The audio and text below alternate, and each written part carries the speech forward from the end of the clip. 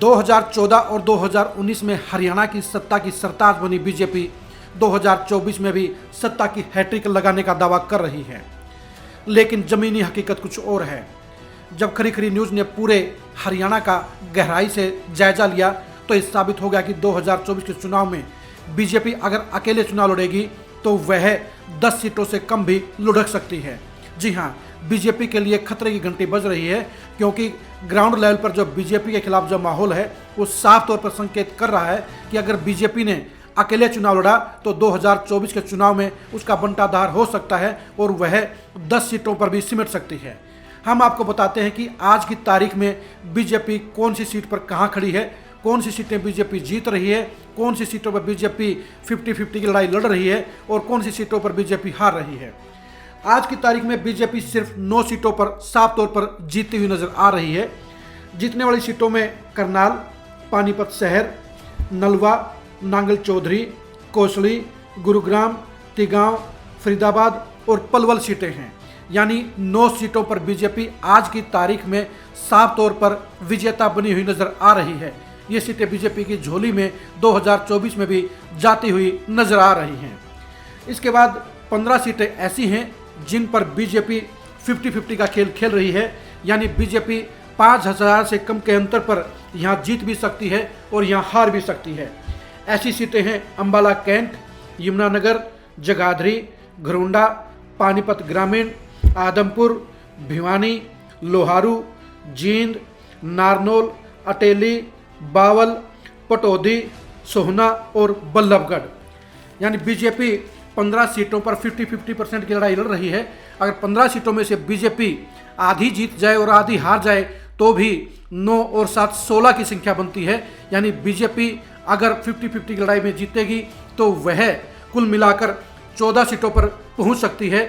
और अगर किसी कारण से बेटर मैनेजमेंट के जरिए बीजेपी 15 की 15 सीटें 50-50 वाली जीत लेती है तो वह 24 सीटों पर पहुंच सकती है।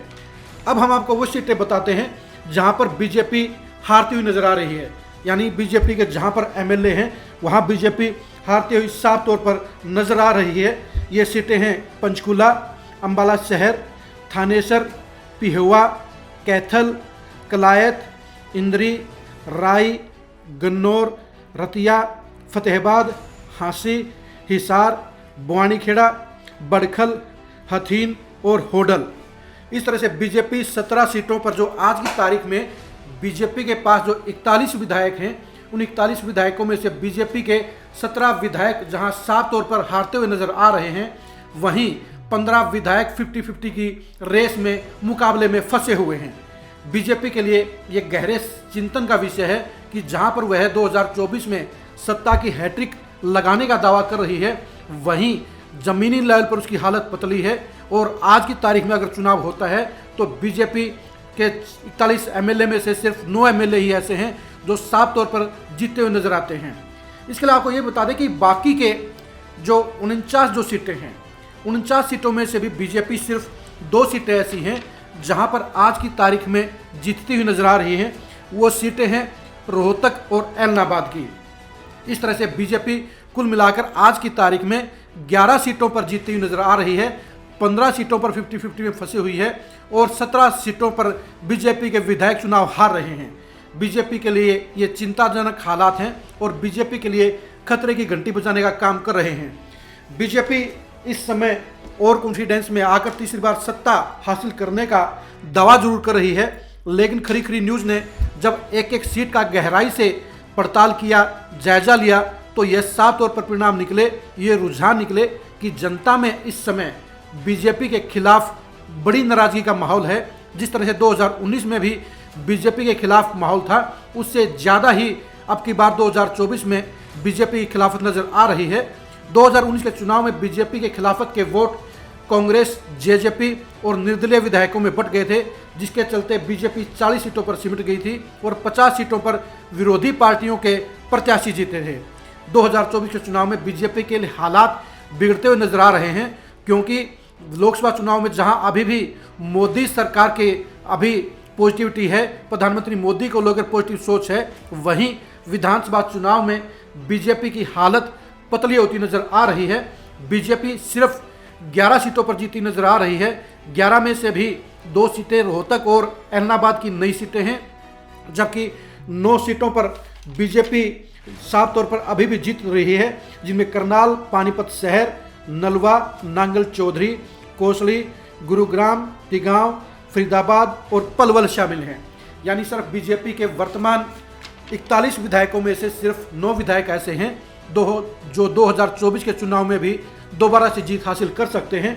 इसके अलावा 15 विधायक बीजेपी के ऐसे हैं जो 50-50% के यानी कड़े मुकाबले में फंसे हुए हैं और जो 1 वोट से लेकर 5000 वोटों के बीच में हार या जीत सकते हैं। इन सीटों के नाम हैं अंबाला कैंट, यमुनानगर, जगाधरी, गोंडा, पानीपत ग्रामीण, आदमपुर, भिवानी, लोहारू, जींद, नारनौल, अटेली, बावल, पटौदी, सोहना और बल्लभगढ़।